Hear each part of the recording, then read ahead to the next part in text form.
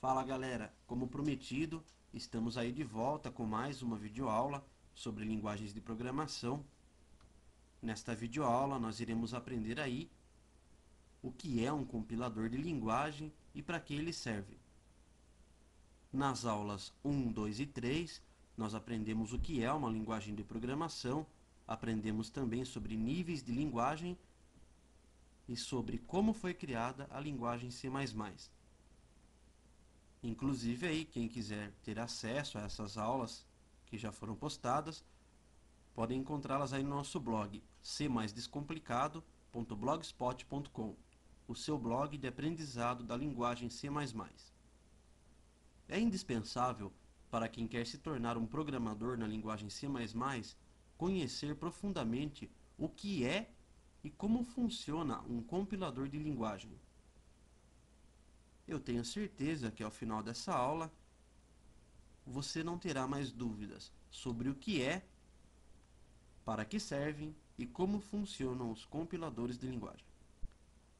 Pessoal, para sanar aí a dúvida de alguns usuários que têm postado no blog aí, a linguagem de programação C++ é considerada uma linguagem de nível médio, pois ela combina características de linguagens de baixo nível e de alto nível. Então ela é considerada uma linguagem de nível médio. Quando você vai escrever instruções para um computador, ou seja, programar, é necessário que você faça a tal tarefa utilizando-se de uma linguagem de programação, no nosso caso C++. Esse código que é escrito, que é gerado, ele é chamado de código-fonte. Em nossa tela aí, nós temos um trecho de um código-fonte em C++. Este pequeno programa, esta pequena instrução que nós vemos aí na tela, tem por função exibir a frase Olá Mundo quando este programa é executado.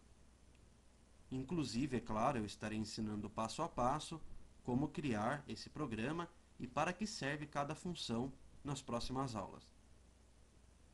Logicamente, depois que você cria um programa, você vai querer testá-lo, distribuí-lo, enfim. Mas como fazer isso se nós já vimos em aulas passadas que o nosso computador não entende diretamente o nosso código em C++, ou seja, ele não consegue interpretar as nossas instruções diretamente em C++. Como fazer então para que essa instrução, para que essa programação possa ser convertida em um programa executável e legível, por assim dizer, ao nosso computador? É aí que entra em cena um software compilador, ou seja, um software capaz de pegar esse código-fonte que nós programamos e convertê-lo em um arquivo que possa ser executado pelo nosso computador, em um arquivo legível ao nosso hardware. Para que você tenha uma noção aí do processo de compilação, vamos ver rapidamente como ele funciona. O primeiro passo do compilador é a obtenção do arquivo que contém o nosso código-fonte. Aí ele parte para uma análise léxica, onde ele escaneia aí, caractere por caractere do nosso código-fonte, buscando separações e identificando os elementos do nosso código-fonte. Essa análise léxica é responsável também por eliminar os elementos decorativos do nosso código-fonte, tais como espaços em brancos, comentários, etc. Ao final dessa análise, ele parte então para a análise sintática, que realiza uma análise gramatical a fim de determinar se os símbolos do nosso código-fonte podem ser gerados aí através de gramática. Ele parte então para a análise semântica. Esta análise tem por função encontrar erros de semântica. Eu vou dar um exemplo aqui. Vamos supor que você escreva um código-fonte onde você tente somar, realizar a soma, onde você tenha tentado realizar a soma entre um número e uma letra, por exemplo. Isso seria um erro de semântica. Terminando a análise semântica, ele parte para a geração de código intermediário. Nesta etapa, ele transforma o nosso código-fonte, a nossa síntese, em um tipo popular de linguagem intermediária. Então, ele parte para a otimização de código, que é onde ele analisa esse código intermediário e, se houver alguma otimização a ser feita, então ele realiza essa otimização.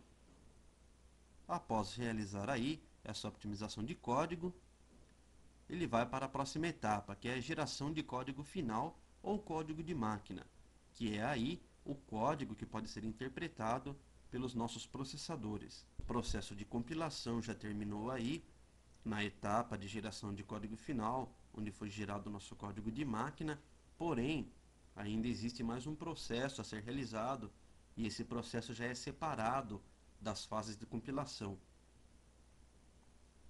É um processo gerado por um programa denominado de linker, cuja função é unir esses códigos de máquina, juntar esses códigos finais, gerando aí um arquivo executável ou uma biblioteca. Após a geração aí desse arquivo executável, o famoso arquivo .exe, nós podemos executar aí o nosso programa em nosso sistema operacional. Então é isso aí, pessoal. As fases aí do processo de compilação são um pouco complexas para quem está iniciando, eu tenho que admitir, mas eu criei essa aula aí apenas para que vocês tenham uma noção de como funciona um processo de compilação de um arquivo. Porque tem muita gente aí que, na inocência, acaba achando que é só criar aí o código de programação, o código-fonte, e sair executando esse programa. E isso não é possível se você não tiver um compilador. Felizmente, nós temos aí muitos compiladores gratuitos para compilar os nossos códigos em C++. Na próxima aula, eu estarei falando sobre alguns desses compiladores e sobre algumas interfaces aí de programação. Então, até a próxima aula, pessoal, e valeu!